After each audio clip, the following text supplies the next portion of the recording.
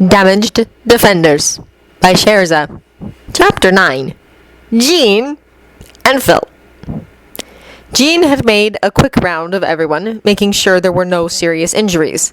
They'd been incredibly lucky there. There were plenty of bruises from hand-to-hand fighting and small cuts from flying debris, but the people who didn't have enhanced healing capabilities had all escaped anything more serious than that. Jean wasn't as sure about the folks with enhanced healing, but if they had gotten more hurt than that, they weren't showing any sign of it now.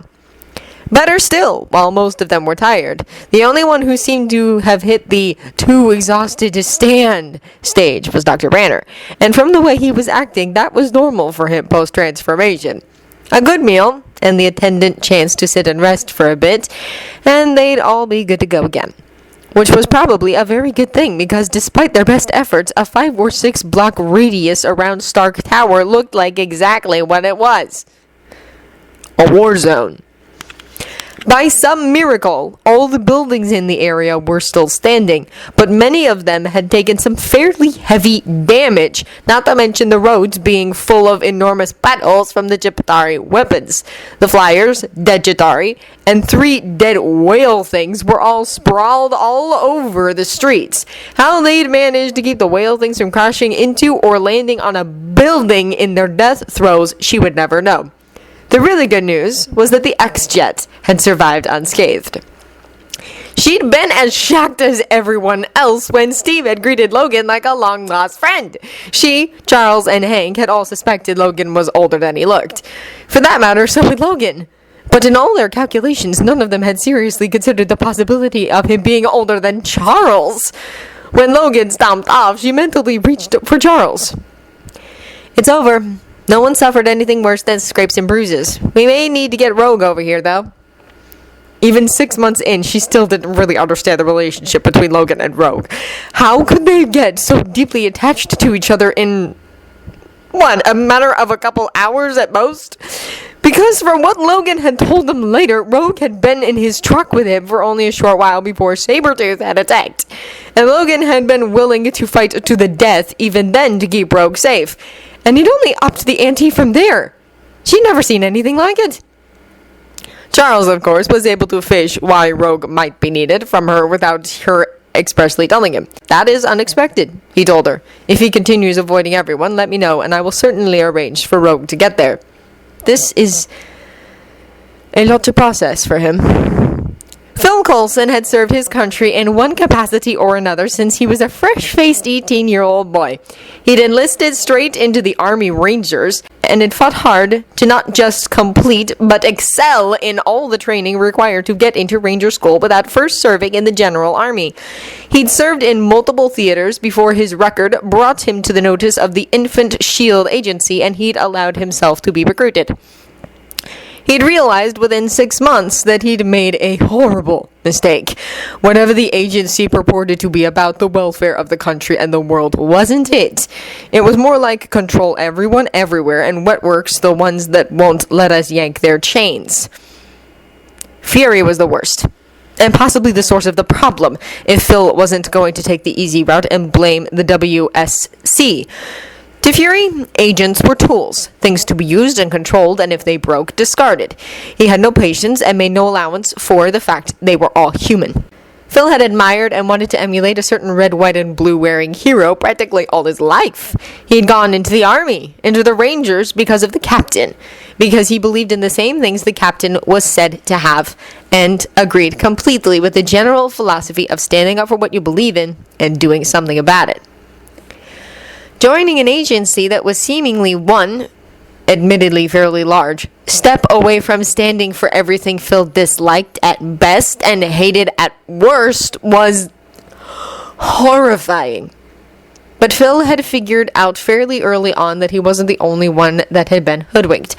So rather than find a way to leave, he stayed, determined to mitigate as much of the damage as he possibly could. That goal became even more important when Clint was recruited. Clint had been an angry, violent, insubordinate thug back then. He'd managed to put 3 handlers in the infirmary before Fury had dumped Clint in Phil's lap with a directive to get Clint to toe the line or eliminate the problem. It had taken the better part of a year for Clint to truly trust Phil.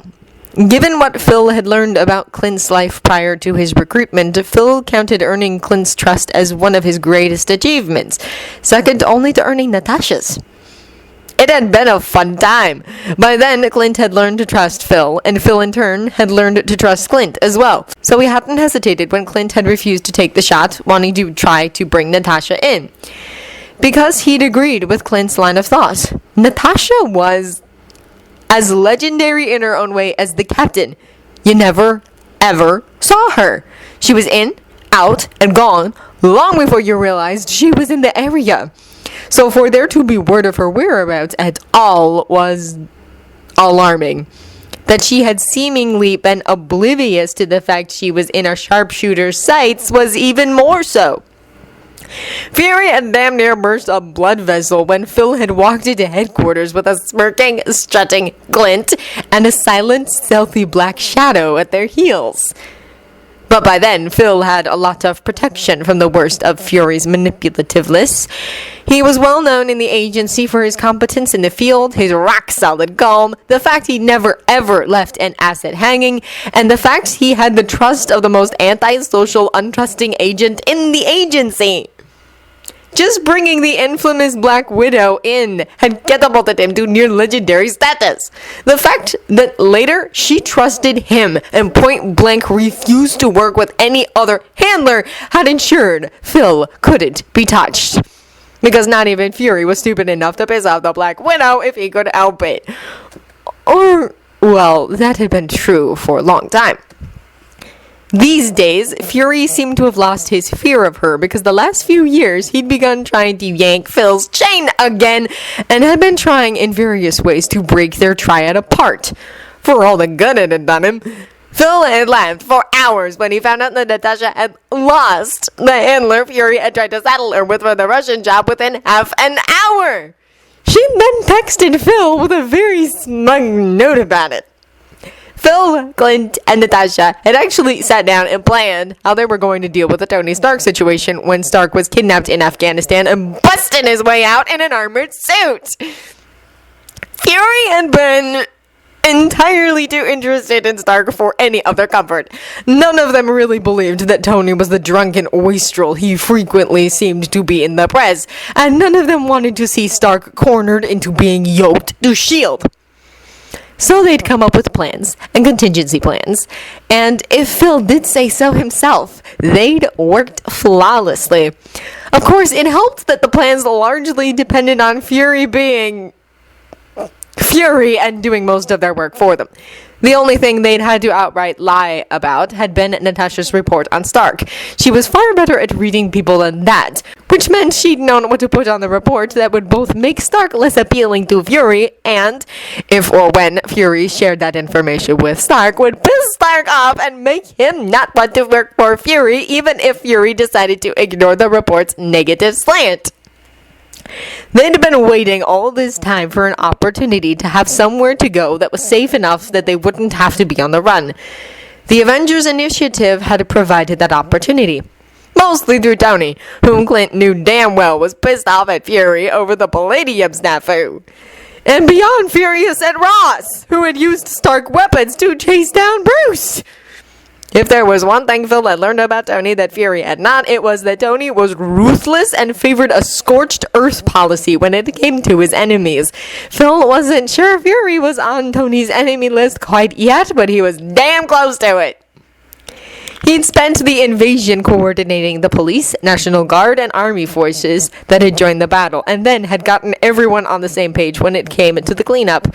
He'd heard Tony invite everyone to his tower and had ferreted out several of the braver restaurant owners and workers and organized enough food for the horde of people in the tower, since he sincerely doubted Tony had enough food in his penthouse to feed everyone, and parading that many people into a restaurant was impractical in the extreme. Thus it was that he was the last one to arrive at the tower. He greeted Jarvis amiably, and Jarvis arranged for a number of trolleys to put all the food on and send up to the penthouse. Phil himself finally went up with the last load and spared a quiet smile for the surprisingly easygoing camaraderie in the room as people wandered around filling their plates and glasses. Even Loki seemed to be getting along with everyone. Phil resisted the temptation to lurk near the captain. He'd embarrassed himself enough, since the captain had been recovered, and neither Natasha nor Clint were going to let him live it down. The worst part was, they wouldn't have to exaggerate all that much. He really had almost swooned. But then it was a rather understandable reaction to finding out the captain was not just found, but found alive.